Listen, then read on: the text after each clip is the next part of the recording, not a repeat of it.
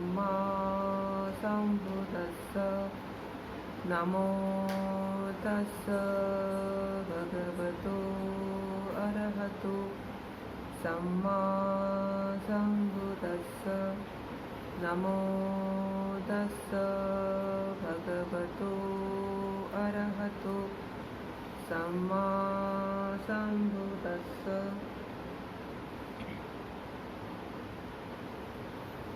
धम्मपद की गाथा और कथा।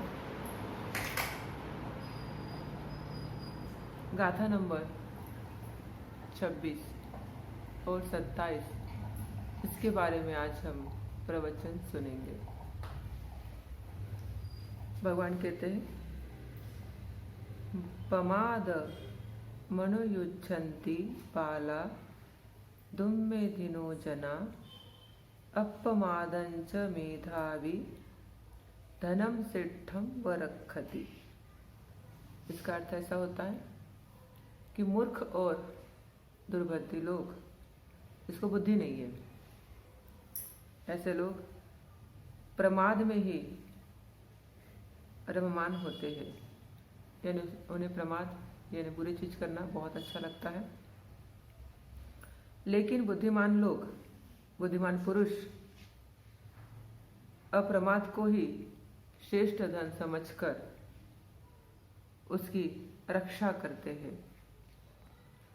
दूसरी गाथा, मां पमाद मनुयुच्छन्त मां कामरति संथव अपमतो हि जायन्तो पप्पोति विपुलम सुखम। प्रमाद में रममान होना बुरा है, काम गुण में रममान होना बहुत बुरी बात है। प्रमाद रहित जीवन जीने वाला, ध्यान करने वाला निब्बाण को प्राप्त कर सकता है, यानी विपुल सुख, यानी बहुत सारा सुख वो प्राप्त कर सकता है। यह दोनों भी गाथा भगवान बुद्ध ने श्रावस्ती के मूर्ख लोगों पर कही है, जो मूर्ख लोग प्रमाद में जीवन जीते हैं, और कुछ लोग जो होशियार हैं, विद्वान हैं, ऐसे लोग अप्रमाद को ही श्रेष्ठ धन समझकर उनकी रक्षा करते हैं।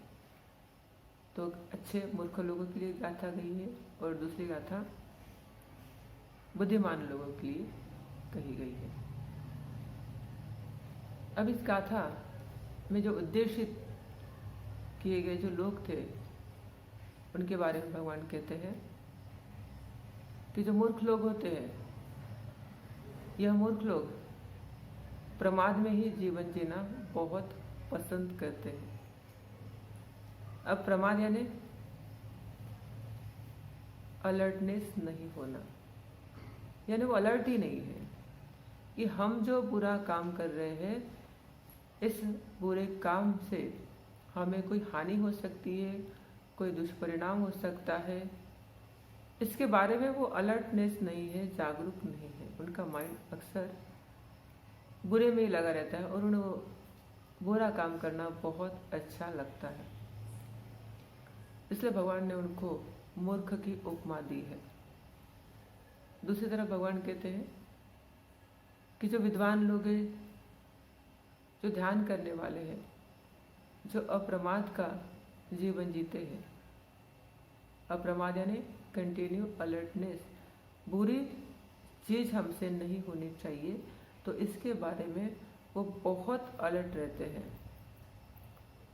तो ये अलर्टनेस उनका धन है। भगवान कहते हैं कि ये धन है, और अलर्टनेस की वो रक्षा करते हैं। तो दो गाथा बहुत अच्छी गाथा है। भगवान के जीवन काल में जब वो श्रावस्ती के जेतवन में विहार कर रहे थे, उसी समय भगवान बुद्ध ने ये गाथा श्रावस्ती के कुछ मूर्ख लोग हैं और कुछ अच्छे लोग हैं, इनके ऊपर उद्देशित की। अब भगवान बुद्ध को श्रावस्ती के कुछ लोगों ने बुलाया था कि भगवान आप आए और धम्म की देशना हमारे लिए दे। तब जब भगवान और संघ दोनों भी श्रावस्ती में विहार कर रहे थे तो उस समय ऐसा हुआ, उसी काल में बालन खित्त नाम का एक फेस्टिवल मनाया जाता था।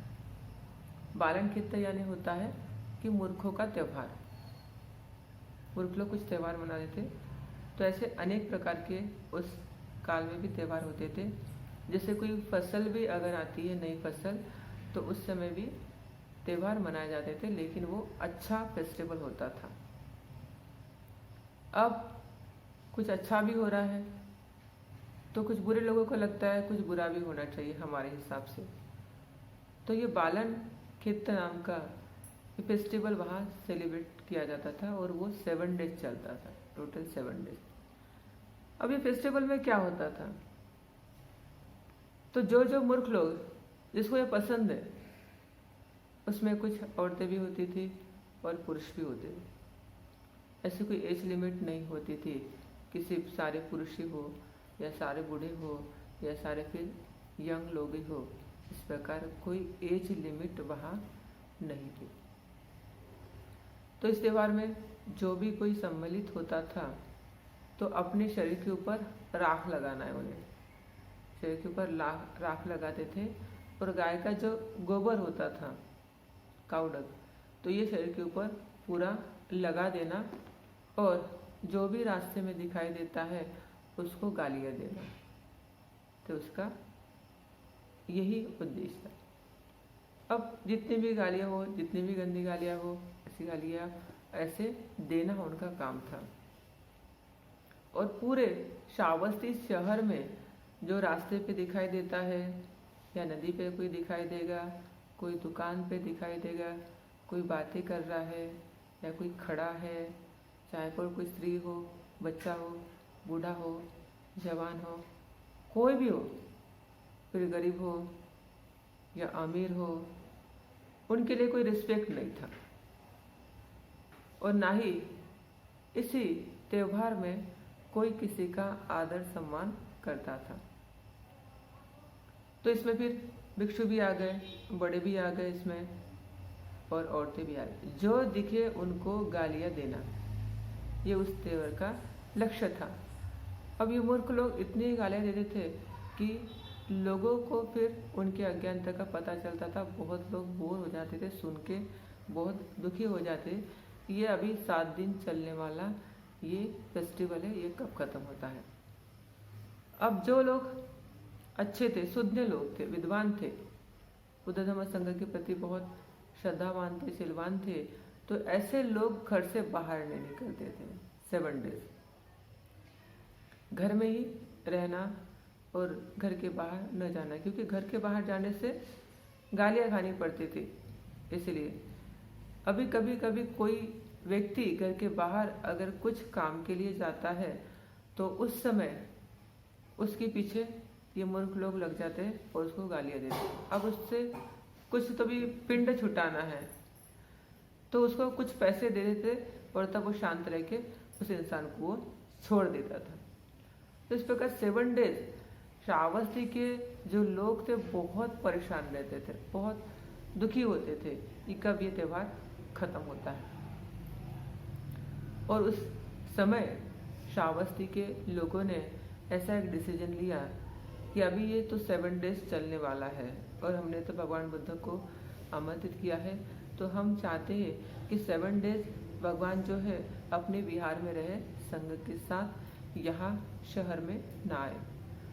तो 7 डेज के लिए उन्होंने सारे श्रावस्ती के जो लोग थे, जैसे राजा प्रसन्नजीत था, विशाखा माता, अनाथ पिंडक और कुछ श्रेष्ठ ऐसे थे, कुछ श्रद्धावान उपासक उपासिकाएं ऐसे थे कि जिनको ऐसा लगा कि हमें इस समय भगवान बुद्ध को भोजन दान से सम्मानित करना चाहिए, दान से सम्मानित करना चाहिए, ताकि हमारा जो आदरार्थ जो भिक्षु संघ है और भगवान है, इनके प्रति कोई बुरा भला ना कहे। तो सब लोगों ने मिलके एक एक दिन भगवान बुद्ध और उनके संघ को भोजन दान देने की आयोजन किया। अब उस समय 7 दिन तो ऐसे ही बीत गए। 7 दिन बीतने बाद 8वें दिन ही जो श्रावस्ती के उपासक उपासिक थे और जिनको ऐसा लगा कि 7 डेज हो गए भगवान यहाँ है और हम धम्म सुनने से बहुत विचलित हो चुके हैं, नहीं सुन पाए हैं, तो क्यों ना हम 8वें दिन भगवान बुद्ध और उनके संघ को हम बुलाए और हमारे हाथों से भोजन दान करें और धम्म का उपदेश सुने। तो श्रद्धावान लोगों ने धम्म का उपदेश का आयोजन किया और उस समय सारे जो भिक्खु भिक्खुनियाँ थी और श्रावस्ती के जो लोग थे उपासक उपासिकाएं, इनको भोजन दान किया गया। भोजन दान होने के बाद अब भगवान कहते हैं कि ये जो 7 दिन आप लोगों ने जो बिताए वो आपके 7 दिन कैसे गए। तो वहाँ के गृहस्थ तो कहते हैं कि भगवान ये 7 दिन हमारे बहुत बुरे गए, क्योंकि ये 7 दिन में आपके होते हुए भी हम कोई धम्म का प्रवचन नहीं सुन पाए, क्योंकि मूर्ख लोगों का ये जो त्यौहार था, इस त्यौहार से हम बाहर नहीं जा पाए और आपकी रक्षा के हेतु हम लोगों ने आपका भोजन दान आपके विहार में ही करने का सोचा था। लेकिन 8वें दिन आज हमें बहुत अच्छा लग रहा है, क्योंकि आप सब यहाँ आए हैं और आपको प्रत्यक्ष भोजन दान देने के लिए हमें लाभ हुआ है। इसके उपरांत आज हमें धम्म का उपदेश भी मिलने वाला है, इसलिए आज हम लोग बहुत खुश हैं। तो ये सब श्रावस्ती के लोगों से सुनने के बाद भगवान कहते हैं, ये जो मूर्खता का जो फेस्टिवल है, अब ये जो फेस्टिवल है, तो ये फेस्टिवल मनाने वाले जो मूर्ख लोग हैं उनको क्या फायदा मिलता होगा। सिर्फ किसी की बुराइयां करना, मुंह में से गंदी गंदी गालियां लोगों को देना, लोगों को परेशान करना और उस परेशानी में से, उसका पिंड छुटाने में से जो पैसे मिलते थे तो उसे में कुछ न कुछ शराब पीना, इस प्रकार का कार्य होता था। तो उस समय भगवान उन सब की बातें सुनने के बाद यह कहते हैं, जो मूर्ख लोग होते हैं, यह मूर्ख लोग प्रमाद का ही जीवन श्रेष्ठ जीवन समझते हैं। प्रमाद यानी बुरी बातें। तो ये जीवन उनको श्रेष्ठ लगता है। उन्हें ऐसा लगता है कि जो जीवन हम जी रहे हैं, ये जीवन खाने के लिए है और मस्ती करने के लिए है, मद्यपान सेवन करने के लिए है, ऐश आराम करने के लिए है। यही जीवन है, इसके बाद दूसरा कोई जीवन हमें मिलने वाला नहीं है।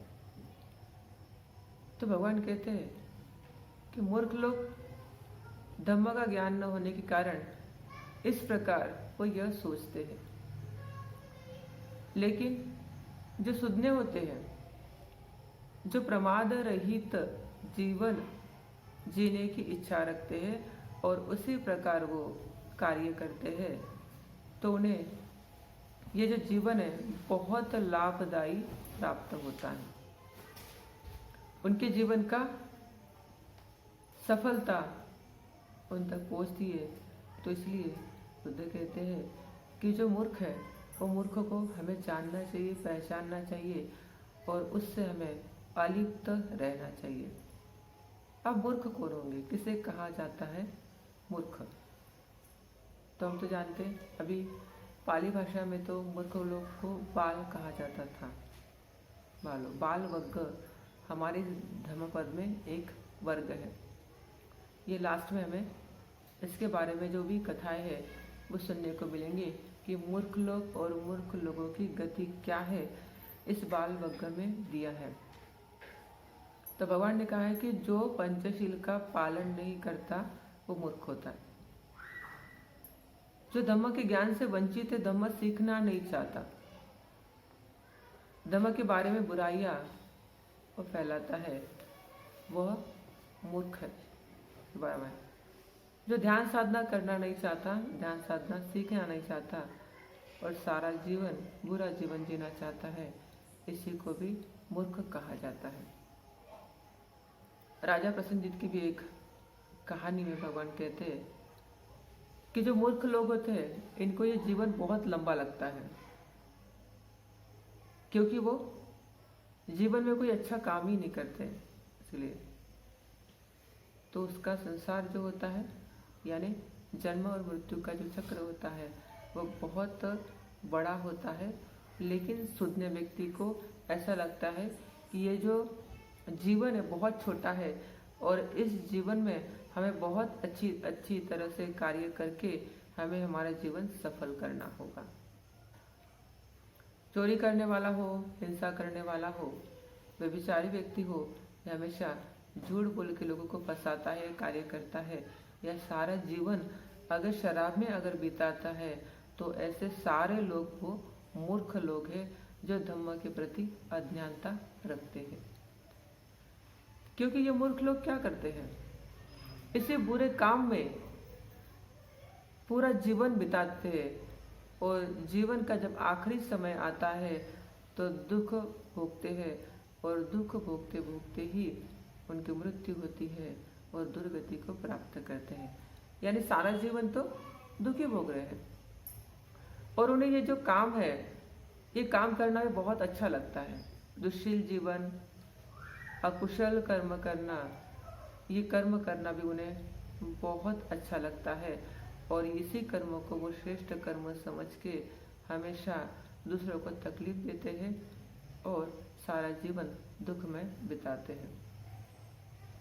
धम्म के प्रति अज्ञानता, कि जो शील के प्रति अज्ञानता, दान के प्रति अज्ञानता, श्रद्धा के प्रति जो अज्ञानता है, यह भी मूर्ख लोग नहीं समझ पाए इसमें कि शील क्या है, क्या मिलेगा फॉलो करके। कोई हमारे लोग बोलते कि बाबा साहब ने थोड़ी ना कहा है कि पाशील पालन ही करो। कोई कर भी सकता है, कोई नहीं भी कर सकता है, किसी के ऊपर जबरदस्त तो नहीं दी है, ऐसा भी होता है। तो जिन लोगों की इस प्रकार की सोच है कि पार्शियल फॉलो करने से कुछ भी नहीं मिलता, ये भी बहुत बड़ी मूर्खता होती है। कुछ ऐसे लोग भी है जिसे कहते हैं कि वंदना करने से क्या होगा, बुद्ध विहार में जाने से क्या मिलता है, कुछ तो फायदा नहीं है, ध्यान करने से क्या फायदा है, ध्यान तो कभी बाबा साहब ने कही नहीं और बताया नहीं, विपश्यना तो बाबा साहब ने उसको भी महत्व नहीं दिया है। तो इस प्रकार ये जो बोलने वाले जो लोग हैं ये बहुत अज्ञान में हैं और इनको धर्म के प्रति कोई भी अज्ञानता नहीं समझती है। तो इसीलिए ये लोग इस तरह की बातें करते हैं। तो ये लोग भी सारा समय इसी चर्चा में, इसी बुरे चर्चा में धम्म किस तरह नीचा हो जाए और धम्म औरों के पास भी ना पहुंचे, इसके लिए ये कार्य करते रहते हैं। तो ये लोग अभी नहीं, बुद्ध के काल में ही नहीं, अभी भी है और इसके बाद में ये लोग रहेंगे। तो मूर्खों का संसार दीर्घ होता है, ये इसी भव संसार में अड़े रहते हैं और जन्म मृत्यु हमेशा प्राप्त करते रहते हैं। इसलिए भगवान कहते हैं कि मूर्खों की संगति हमसे ना हो। महामंगल सूत्र में कहा जाता है ना, असेवनाच बालाण पंडितान सेवना, यानी बाल यानी मूर्ख लोगों से जो संगत है वो ना करे। किसकी संगत करे? पंडित लोगों की संगत करनी चाहिए। यानी पंडित लोग अगर एक भी हमें अच्छा रास्ता बताने वाला भी है तो भी आप उसी के साथ में रहा। मूर्ख लोग अगर 1000 भी है तो उस 1000 लोगों से अच्छा है कि आप बेहतर अकेले हो जाए। बाबा साहब भी कहते इसमें एक बार कि एक मराठी में प्रॉवर्ब्स में की 100 दिवस शेळीसारखे जगण्यापेक्षा एक ही दिन हम शेर की तरह जिए। यानी 100 दिन जो बकरी होती है उसके समान जिए, कि डर डर के जैसा वो चाहता है उस प्रकार से जीवन जिए। उसको तो कुछ समझ में नहीं आता, वो सिर्फ खाने के लिए जीती है, अज्ञानता होती है। लेकिन शेर का जो लाइफ होता है जंगल का, वो बहुत देर वाला लाइफ होता है, बहुत अच्छा लाइफ होता है, और उससे वो अकेले ही लाइफ गुजारता है, किसी की संगत वो नहीं करता। तो एनिमल्स जो होते हैं, कुछ ऐसे एनिमल्स होते हैं जो एनिमल्स, उसमें जो बूढ़ा एनिमल्स होता है वो जिस तरह चलेगा तो उसी तरह बाकी सारे एनिमल्स उसके पीछे चले जाते हैं। लेकिन शेर और हाथी ये ऐसे बुद्धिमान प्राणी है कि ये प्राणी जो है वो अपने हिसाब से चलते हैं। बहुत बुद्धिमान प्राणी, इनको समझा जाता है कि जब से लोगों को इनके बारे में पता है तो तभी से बुद्धिमान प्राणी बहुत जल्दी मनुष्य की बातें समझ सकते हैं, संकेत भी समझ सकते हैं ये। तो इसलिए ऐसे प्राणी जो बुद्धिमान कहा जाता है, ऐसे ही प्राणी की संगति करे, यानी होशियार मनुष्य की संगति करे, बुद्धिमान मनुष्य की संगति करे। क्योंकि मूर्खों की संगति करने से हमें कोई फायदा होने वाला नहीं, हमें अक्सर हानि ही होती है। इसलिए असेवनाच बालाना पंडितानच सेवना। तो संकल्प गाथा में भी कहा जाता है कि मूर्खों की संगति ना हो, अच्छे लोगों की संगति मुझे हो इस पूरे जीवन काल में। क्योंकि अगर किसी को मूर्ख की संगति होती है तो उसका जीवन पूरा नाशवान हो जाता है, पूरा बुरा जीवन व्यतीत होता है और उसकी प्रगति कभी नहीं करता। जैसे कोई होशियार लड़का है, कोई होशियार लड़की है, अगर इनको जो मित्र मिलता है अगर मूर्ख मिलता है तो सारा जीवन इनका बर्बाद हो जाता है। लेकिन कोई अच्छा पढ़ाई वाला मिलता है, कोई अच्छा गाइडेंस करने वाला मिलता है तो इनका जीवन पूरा बहुत अच्छा गुजर जाता है। तो कहने का इसमें तात्पर्य यही है कि श्रेष्ठ जीवन जीने का सब लोगों ने प्रयास करना चाहिए, क्योंकि लाइफ हमें हमेशा बार बार नहीं मिलने वाली है। इसलिए मूर्ख है उनसे दूर रहे, सुधने व्यक्ति है, होशियार व्यक्ति है, उनकी संगति करे, कल्याण मित्र की संगति करे, भिक्षु भिक्षुणी की संगति करे, उपासक जो अच्छे उपासक है, उपासिका है, उनकी संगति करे, जो अच्छे मित्र है उनकी संगति करे, जो बुरा है उसकी संगति ना करे, उससे आप दूर रहे, चाहे आप अकेले ही हो तो भी बहुत श्रेष्ठ जीवन आप जी सकते हैं। तो श्रावस्ती की ये जो कथा है, तो भगवान यही कहते हैं कि अप्रमाद का जीवन ही बहुत श्रेष्ठ है। अप्रमादी लोग अमर होते हैं। ऐसे अमर होते हैं यानी उनको अमृत का द्वार खुल गया, ऐसे कहा जाता है। और प्रमादी लोग मच्चुन पदम यानी मृत्यु के समान होते हैं। कि सारा जीवन, बहुत अच्छा जीवन जो मनुष्य का जीवन हमें मिला है, ये अगर हम प्रमाद में गुजार जाते हैं तो भगवान कहते हैं कि सारा जीवन मृत्यु की तरफ खींचे जा रहे हैं, फोड़ के ले जा रहे हैं खुद को। लेकिन अप्रमादी जीवन अमृत का द्वार है। अमृत यानी निर्वाण। तो निर्वाण का जो द्वार है, यही द्वार सबसे बड़ा विपुल सुख है, सबसे श्रेष्ठ सुख है। तो इस सुख को सब लोगों ने अपने जीवन में सम्मिलित करना ही बहुत लाभदायक और हितदायक होता है। तो दोनों गाथा से हमें यही बोध लेना है कि चाहे कोई विहार आए न आए, लेकिन मुझे धम्म सीखने तो जाना है, क्योंकि मुझे ही अच्छा जीवन जीना है, धम्म का पालन करना है, अज्ञानियों की संगति नहीं करनी है, और ये श्रेष्ठ जीवन जी के मैं सुगति प्राप्त कर सकती हूँ या कर सकता हूँ।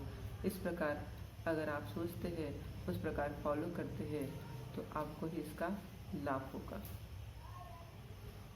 तो ये जो जीवन है, ये श्रेष्ठ जीवन आप जिए। जैसे भगवान कहते हैं सबसे श्रेष्ठ दान कौन सा है? धम्म का दान है। धम्म का रस ही सब जिनाती, यानी सभी रसों में धम्म का रस श्रेष्ठ है। और बुद्ध जो उत्पन्न होते हैं वह अक्सर उत्पन्न नहीं होते हैं, और सबसे श्रेष्ठ जीवन है वो मनुष्य का ही जीवन होता है। तो मनुष्य का जीवन जीते समय शील का पालन करना बहुत महत्व है। दान का, श्रद्धे का पालन करना भी बहुत ज़रूरी होता है। तो इसी प्रकार इस गाथा से यही बोध सीखते हैं और यही हम रोकते हैं। इस प्रवचन से सभी का कल्याण हो, सभी का मंगल हो, सभी को आयु आरोग्य सुख की प्राप्ति हो।